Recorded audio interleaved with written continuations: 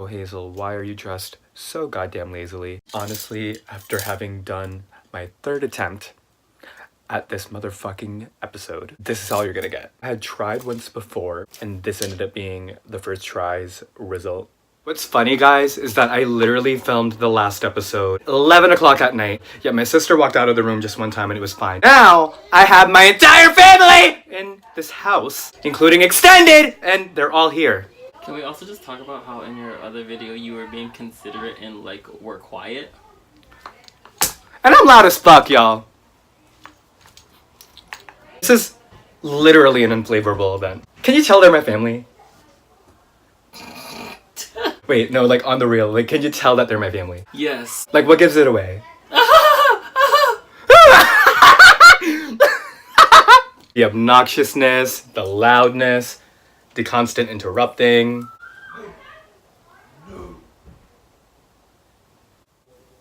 As you can see there, it got fucked. But oh no, it got even better. I literally made the second attempt and it was great, it was stunning, it was perfect except for the part where I accidentally deleted everything on my phone as soon as I finished the entire episode. So now here I am, going back to square motherfucking one. So, but yeah man, this is a series of unflavorable events in which I discuss unflavorable events that have happened in my own life, but then also juxtaposing it with my experience with the Edge Challenge. I feel like I'm making a lot of bagel noises and I just feel like this is not doing as much for me as I thought it was. This I will do. So this week was my first week doing the Edge Challenge and I have to just tell you guys how uneventful it was. They told us to download an app, and in this app you would end up having all of your meal plans and all of your workout plans all in one. Well, fuck me. I ended up not getting an email. I ended up having the wrong email that was put into the system. I never got my shit until the literal first day. And it doesn't really matter because I was able to do everything that I needed to do the following day anyways, but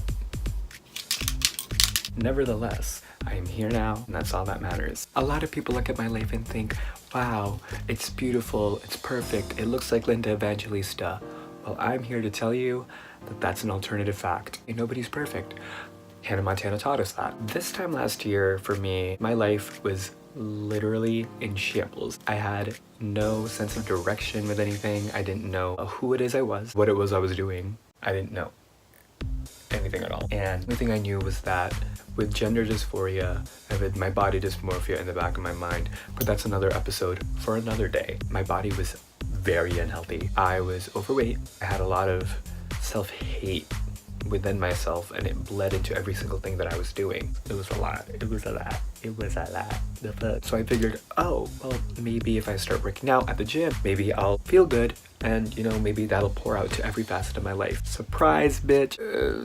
That ended up not being the case. A trainer at the gym said something that was actually pretty profound to me. 80% of your health journey is diet. 20% of it is working out. But there's a whole portion of it that is not being discussed, and it is mental health. If you do not have the mental health and the mental capacity to be able to so much as do the 20% of working out or the 80% of dieting or even buying the stuff to properly diet, then guess what? You didn't make the proper foundation for your mental health to be stable enough to do the bare minimum. So what did I do? Your girl went to therapy. And it was like funny too, because like I walked into it. I wanted to talk about my gender dysphoria. I go into therapy. Hey, I think I'm trans. And 2 weeks in, my therapist dead looks at me and goes, do you think you have ADHD?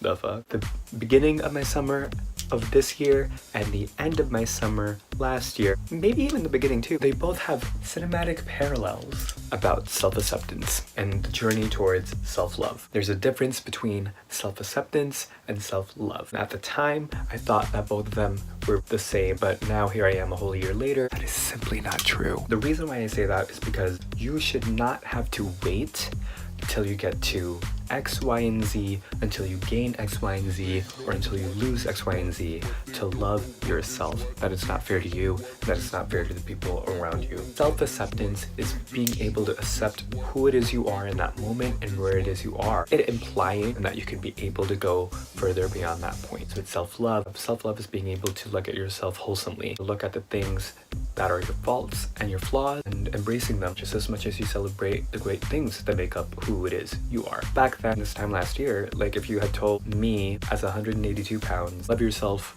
where it is you are, not gonna lie, my gay ass would probably have punched you at that moment in time, because the thing about it is listen, it promotes complacency in a way. Neither self-acceptance nor self-love promotes complacency. If anything, self-acceptance is being able to look at your complacency and saying, damn, I need to do something about that. I'm now 146, can you believe? I thought that maybe getting that body was gonna get me there, but I realized like I've worked so hard to get to this point in my fitness journey and in my health journey in general. Not to say that I'm not proud of it. I'm very proud of the work that I've done, but I haven't done the emotional and mental work to be able to appreciate and embrace my body the way that I need to. I can't embrace my body for what it is because I just don't love myself enough to do so. I thought I was gonna have it in the bag once I lost all the weight. And this time last year, like for me, I had to accept that I just got diagnosed with a mental illness that I did not know I even had for 21 years, accept the fact that I just was not happy, period. Right now, although I've lost all the weight and although I've been very proud and very happy with the weight that I've lost, if I were to be honest about who's really enjoying this body, it's Hazel. But what about Josh? What do I mean when I say that Hazel is more present in this body than Josh is? Well, you're gonna have to tune in next week to find out. Thank you guys for watching. My name is Hazel Berry, and this is a series of Unflavorable Events.